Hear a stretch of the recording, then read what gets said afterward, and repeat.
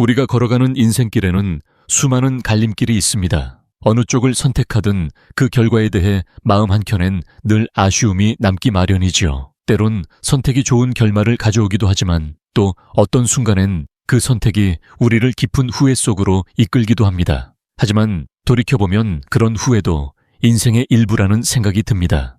미리 결과를 알 수 있다면 얼마나 좋을까요? 하지만 삶은 늘 지나간 뒤에야 비로소 그 의미를 깨닫게 하기에 우리는 또다시 후회를 배우며 살아갑니다. 아무도 완벽한 인생을 살아갈 수는 없습니다. 누구나 인생의 마지막 순간에 후회를 안고 눈을 감게 됩니다. 하지만 그렇다고 해서 그 삶이 헛된 것은 아닙니다. 우리가 할 수 있는 건 단 하나 후회를 조금이라도 덜 남기도록 살아보는 것입니다. 사람들은 마치 죽음이 영원히 오지 않을 것처럼 살아가다가 정작 죽음이 가까워질 때서야 비로소 많은 것을 후회하게 된다고 합니다. 그러나 그때는 이미 너무 늦은 경우가 많습니다. 그래서 오늘이라는 이 시간, 지금 이 순간부터라도 생각해 보아야 합니다. 나는 어떻게 살아야 덜 후회할 수 있을까? 그 해답은 우리보다 앞서 이 길을 걸어간 어르신들의 이야기 속에 담겨 있을지도 모릅니다. 그분들은 우리보다 더 오래 살아오며 삶의 기쁨과 아픔, 선택과 후회를 모두 몸으로 겪어오셨기에 그분들의 조언은 마치 등불처럼 우리의 길을 밝혀줍니다. 그렇다면 인생의 노년에 이른 선배들은 후배인 우리에게 어떤 이야기를 들려줄까요? 오늘 저는 나이가 들어서야 알게 되는, 그리고 미리 알지 못하면 후회하게 되는 두 가지를 나누고 싶습니다. 첫째는 일에만 몰두하며 사는 삶에 대한 이야기입니다. 많은 사람들이 자신이 죽지 않을 것처럼 살아갑니다. 그래서 하고 싶은 일이 있어도 나중에 하면 되지 하며 끊임없이 미룹니다. 그러나 시간은 기다려주지 않습니다. 그렇게 미루다 보면 어느 순간 내 몸과 마음은 더 이상 하고 싶던 일을 할 수 없는 상태가 되어버립니다. 특히 돈을 벌기 위해 모든 것을 뒤로 한 채 일에만 매달리다. 결국 그 삶을 후회하는 이들이 정말 많습니다. 물론 검소하게 사는 것은 좋은 습관이지만 꼭 필요한 곳에 나 자신을 위해 쓰는 돈은 아깝지 않아야 합니다. 내가 원하는 것, 내가 해보고 싶은 것, 조금은 이기적인 삶이 때론 나를 성장시키고 진정한 행복으로 이끌기도 합니다. 진정으로 행복한 노후를 살아가는 분들은 가고 싶은 곳이 생기면 떠나고 먹고 싶은 것이 생기면 망설이지 않고 먹습니다. 하고 싶은 일이 생기면 오늘 바로 시작합니다. 반면 몇천 원의 원을 아끼겠다고 좋아하는 음식을 포기하는 분들도 계십니다. 물론 그것이 틀렸다고 말할 수는 없지만 자신을 위해 조금쯤은 아낌없이 쓰는 습관은 삶을 훨씬 풍요롭게 만들어줍니다. 그리고 한 가지 더 중요한 것은 지금의 삶이 정말 내가 원하던 삶인지 아니면 다른 사람의 시선을 의식한 삶인지를 돌아보는 것입니다. 많은 이들이 임종을 앞두고 가장 크게 후회하는 것 중 하나가 자신이 원하는 삶을 살지 못했다는 것입니다. 나이에 맞지 않게 행동한다고 할까봐 다른 사람들이 뒤에서 흉보진 않을까 하는 쓸데없는 걱정들에 묶여 우리는 자주 자신을 잃어버립니다. 하지만 진실은 이렇습니다. 다른 사람들은 생각보다 우리에게 관심이 없습니다. 우리가 무엇을 하든 대부분은 신경 쓰지 않습니다. 설령 누군가 험담을 한다 해도 그런 말들보다 중요한 것은 내가 내 삶을 후회 없이 살아가는 것입니다. 그러니 주변을 지나치게 의식하지 말고 내가 진정 원하는 것을 향해 흔들림 없이 걸어가는 용기를 가져야 합니다. 두 번째 조언은 고독을 친구처럼 받아들이라는 것입니다. 너무 많이 들어본 이야기라 지겹게 느껴질지도 모릅니다. 그러나 실제로 이 말을 삶 속에서 실천하는 사람은 많지 않습니다. 혼자 남겨질 때면 마음 한켠에 차오르는 건 언제나 외로움과 쓸쓸함이었습니다. 그런 감정은 억누르기보다 조용히 마주하는 것부터가 첫걸음이었습니다. 억지로 부정하기보다는 그 감정을 있는 그대로 끌어안고 나서야 비로소 나는 조금씩 고독과 친구가 되는 법을 배워갈 수 있었죠. 그렇다면 우리는 어떻게 이 외로움의 터널을 지나 고독과 조화롭게 살아갈 수 있을까요? 나는 단독자라는 책을 통해 이런 물음을 되짚어보게 되었습니다.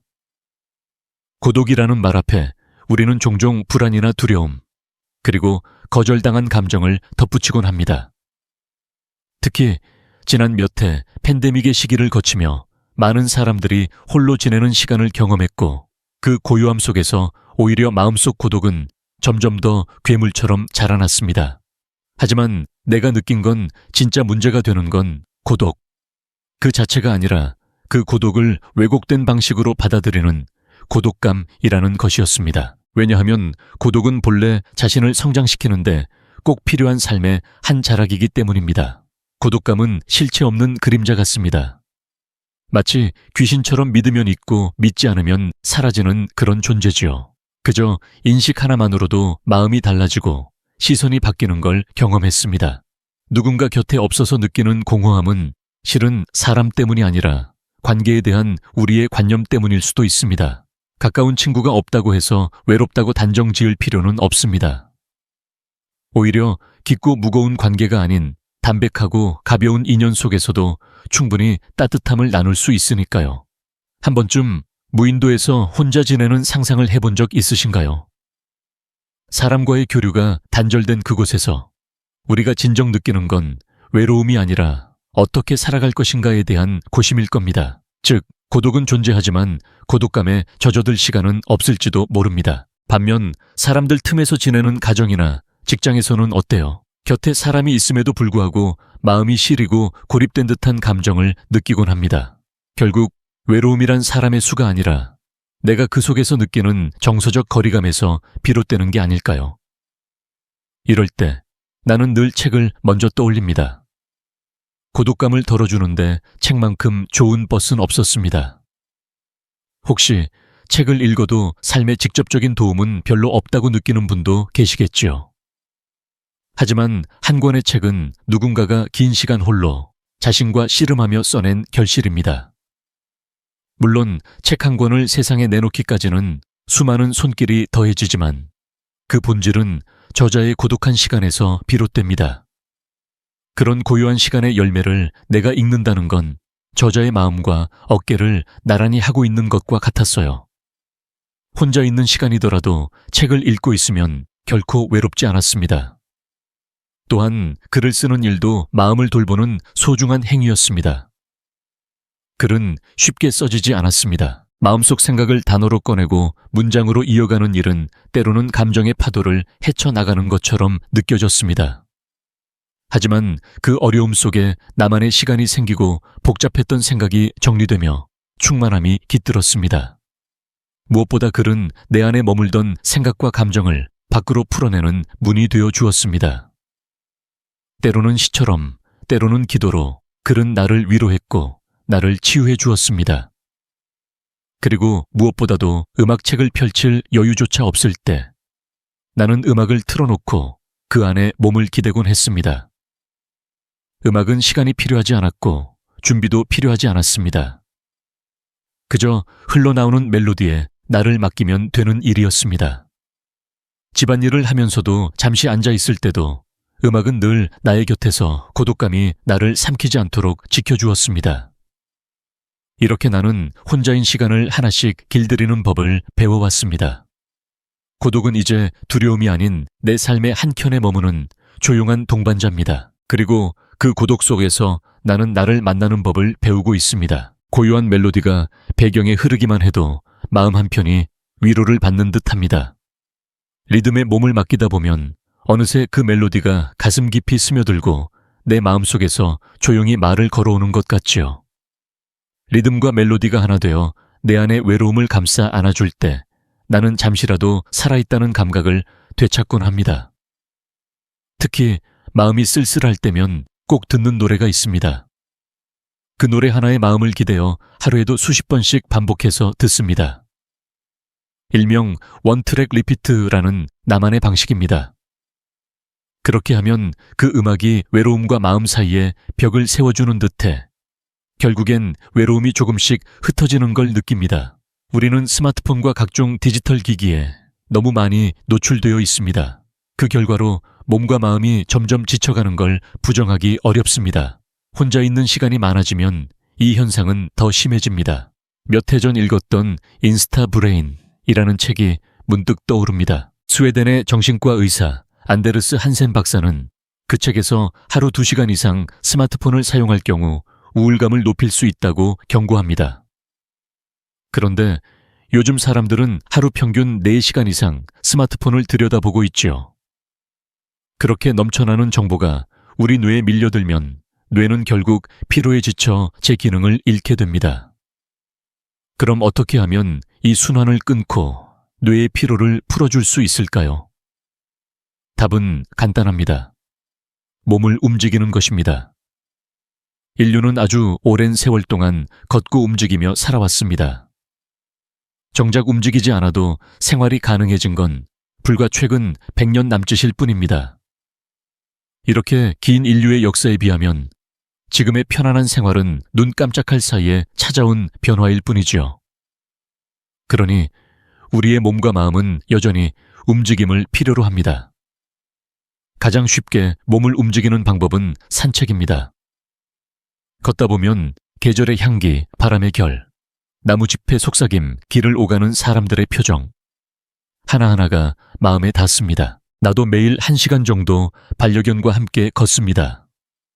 특별히 산책을 즐긴다기보다는 함께 사는 생명이 산책을 원하니 자연스레 일상이 되었지요.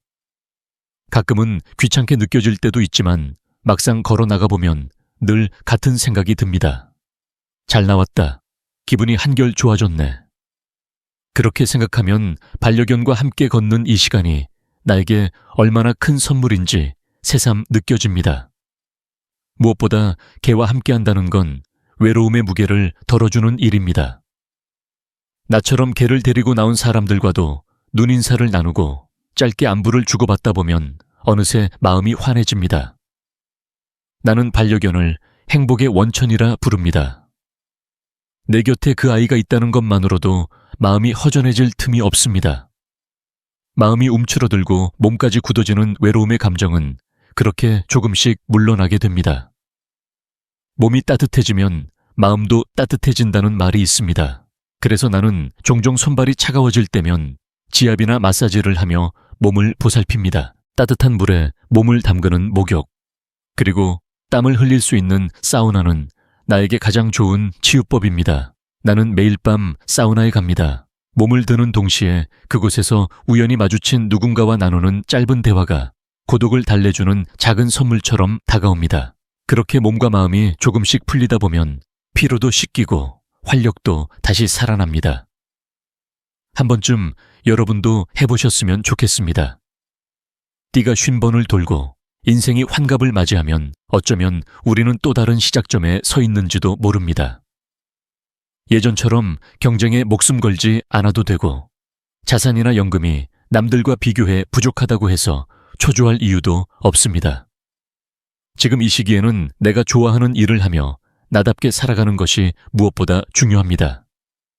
즐거움은 거창한 것이 아닙니다. 오래된 책을 꺼내 첫 장을 넘기는 그 순간, 맑고 따스한 날에 외출을 준비하며 느끼는 설렘 아침에 피어난 새 꽃을 처음 보는 기쁨, 오랜만에 구운 생선을 아이들이 맛있게 먹는 모습을 지켜보는 순간, 친구와 허심탄회하게 웃으며 수다 떠는 시간, 마음에 쏙 드는 붓을 물에 적셔 시험해보는 그 짧은 찰나, 이 모든 순간이 우리의 하루를 더욱 빛나게 만듭니다.